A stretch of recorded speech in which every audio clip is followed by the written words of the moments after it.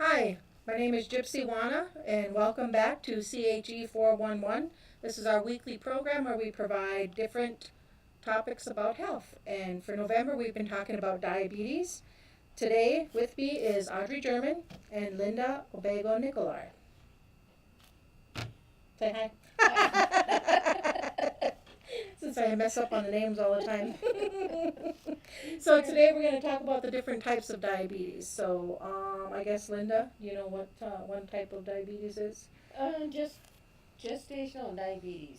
And this is when a woman is pregnant and her body can't produce or make the extra insulin it needs to keep her blood sugar normal. After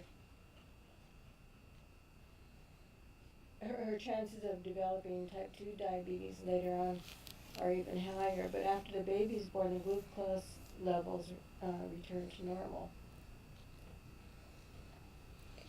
Okay, so one of the things that's, it's important is when you have gestational diabetes is to, you want to manage it to avoid complications.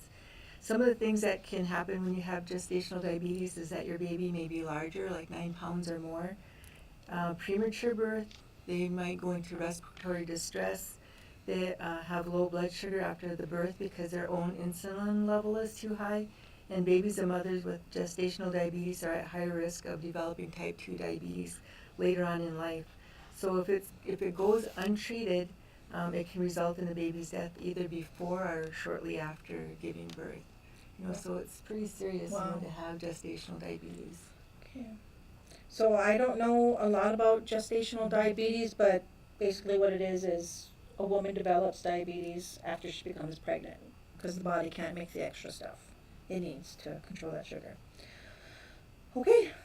But I think at IHS, or when a woman is getting her prenatal care, they really watch that, because they want to be able to treat it, so the mom doesn't have all those complications and the baby's not affected.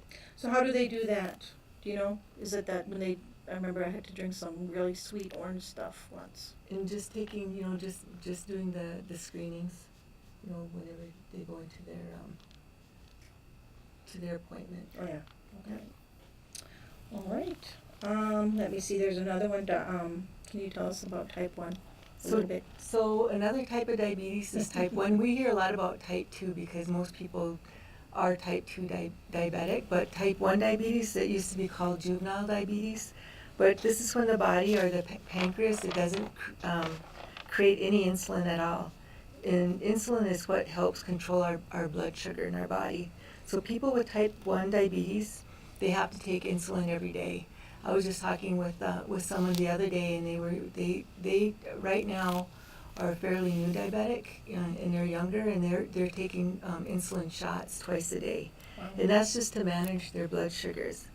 So it's not as common, like I said, as type 2 diabetes, but that but it is there, and I think a lot of times we think diabetes is kind of like for older people, Yeah, or yeah.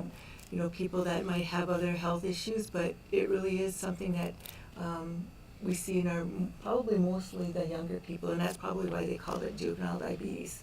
Yeah, because it's like they're born without it or to get it when they're really young. Yep. So, Gypsy, what about, is there a third type? Yep, the other one is the last one. The most prevalent one is type 2 diabetes, and actually 90 to 95% of the diabetes diagnosis is type 2 diabetes. And there are several risk factors, and we kind of, one of our previous shows, we talked about what diabetes is. It's the uncontrolled blood sugar that can cause a lot of health issues. It used to be mainly in adults, older adults and stuff, but we're seeing type 2 diabetes in younger children, younger people more and more now. And that's basically due to a lack of activity and nutrition. And we do have, there's several risk factors, obesity and stuff, but there's some questions from the nutrition book that we follow along with in the healthy living classes. There are several questions in there that if you answer yes, and then these guys can ask the questions. If you answer yes to any of those questions, that's the more times you can say yes to the question, increases what your risk factor is for developing type 2 diabetes. So some of the questions that are asked are you overweight? Do you smoke? Does someone in your family have diabetes? Are you inactive? Has your glucose level ever been high? And have you had diabetes during pregnancy? Do you have heart or blood vessel disease? Do you have high blood pressure? Do you have abnormal blood cholesterol or triglycerides? Mm-hmm. Do you have dark velvety patches of skin on the back of your neck, in your armpits, or on your elbows, or anywhere else on your body? No, yes to those questions are risk factors for developing type 2 diabetes. Now, triglycerides is actually the measure, or it's the level of fats in your blood. And that's one of the things that needs to be, that the providers look at when you have diabetes and when they do your blood work. So that's another good thing to ask the provider on, what that means and why it's important for that. And if anyone is new or didn't hear this last time, the blood glucose level is when you check your blood, like right now, what it is currently, and then the A1C is what your sugar levels are over a 3-month period. And that's more indicative of how well you're managing your type 2 diabetes or whichever diabetes you have. We discussed one of our previous shows about how many people have diabetes. Like I said, it's like 90 to 95% of the diabetes is type 2. And we have a bar chart that shows, Native American people have higher rates of type 2 diabetes. In fact, I believe we are twice as likely to develop type 2 diabetes compared to non-native peoples. And we have a bar chart that shows the rates among all the other races. Let's see, percentage American Indians, Alaska Native is 15%, Asians is 8%, Hispanics is 12.7%, Black Hispanic or non-Hispanic is 12.1%, and white is 7.4%. And that's a little bit different one, but anyways, those are, we don't have to have, like we were saying all the other times, we don't have to have such high rates. There's things we can do to change that. And like we have to manage our diabetes in order to prevent heart disease, high blood pressure, at least keep those under control. We want to be able to have a better quality of life while we, as we get older, and not have to worry about getting, kidney failure and dialysis and amputations and stuff. That's basically it. This is just like a quick rundown and stuff. If you need, more information, talk with your provider. Join the healthy living classes with Delane and Ralph, and just do what you can to learn more about diabetes. Anybody? You guys have anything else to add? A quick thing, just a quick recap from last time. 2014 Surgeon General report has found that smoking is a cause of type 2 diabetes. Smokers have 30 to 40% higher risk of diabetes than non-smokers. If you think it doesn't apply to you, at least think of your families. A good example, I had a brother, and he was diagnosed with diabetes. Well, like so many other statements I've heard from different people is that, well, I'm not worried about it. I can eat, it's my body. I can eat what I want to.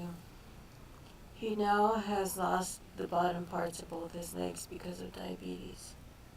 His quality of life has diminished quite a bit because of not paying attention to the doctors, not listening to the family. So it's very serious. Please take it serious. We want you to have a good, strong life. And to go along with that, I have an aunt that has been diabetic for I don't know how many years, but she always worked at staying active and, watching what she ate, and she probably takes her medicine, the way she's supposed to. And so she's lived a really good, pretty much healthy life.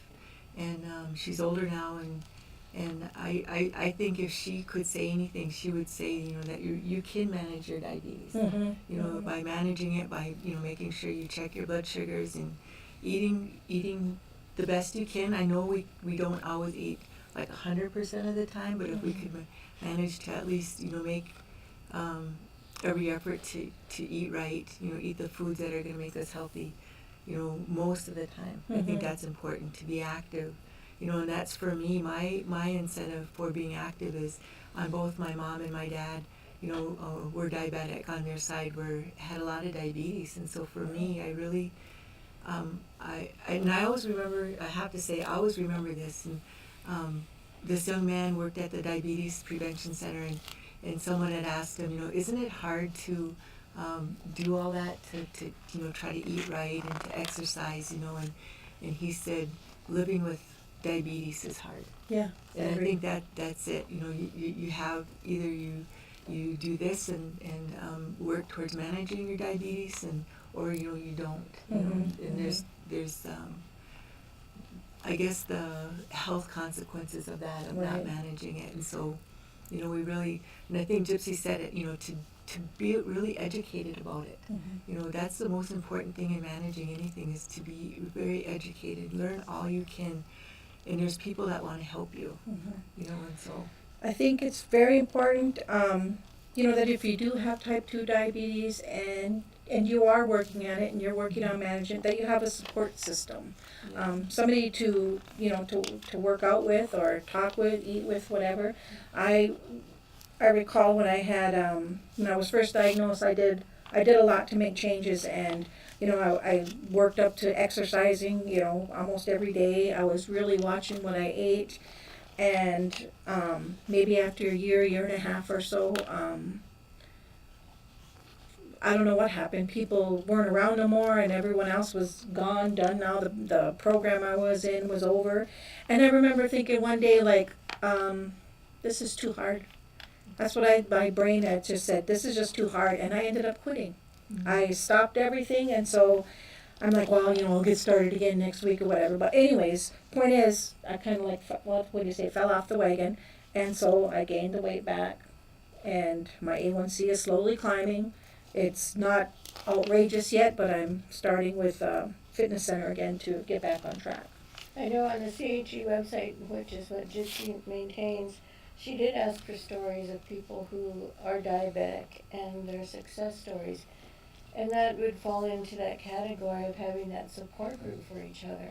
And yeah, you know, I'm lucky. I'm not a diabetic, knock on wood. But, you know, I've seen how it has taken many family members, you know, that have died from it.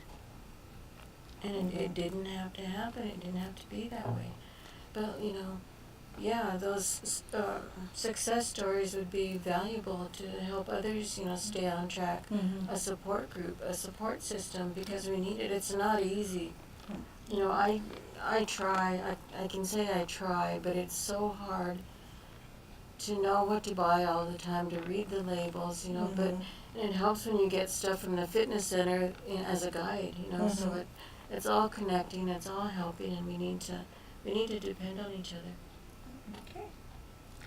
So if you have any more questions or you want to learn more about diabetes and managing it, the healthy living classes with IHS, you can call 698-7606. The fitness center is 698-3922. And that's all we have this week for CHE 411. Thank you for listening. And remember to get screened and buckle up. Don't smoke. healthy choices, no regrets. Good stuff.